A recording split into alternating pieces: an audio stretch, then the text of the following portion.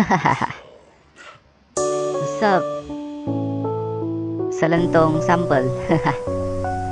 Para sa kung sino man to. Pakikisama, isa sa pinaka-importanteng bagay na dapat sa isang tao, yan ay nakalagay. Hindi yung ikaw na ang lahat, ikaw na ang boss, ikaw na ang dapat nilang sundin. Huwag kang maging feeling dahil di mo naman bagay.